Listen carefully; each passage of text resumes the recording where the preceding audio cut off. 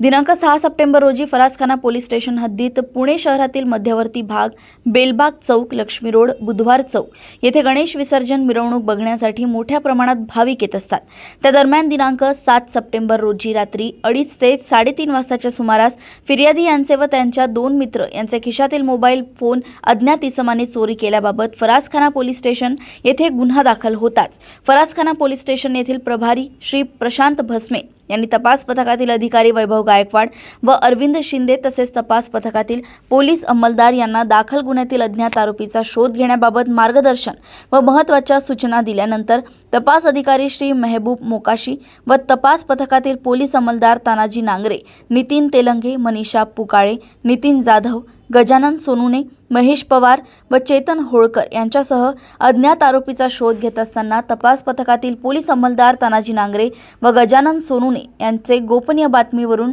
दिनांक 7 सप्टेंबर रोजी मोठ्या प्रमाणात गर्दीतून शिताफीने पासोड्या विठोबा मंदिराजवळ पुणे येथून तपास पथकातील पोलीस स्टाफचे मदतीने आरोपी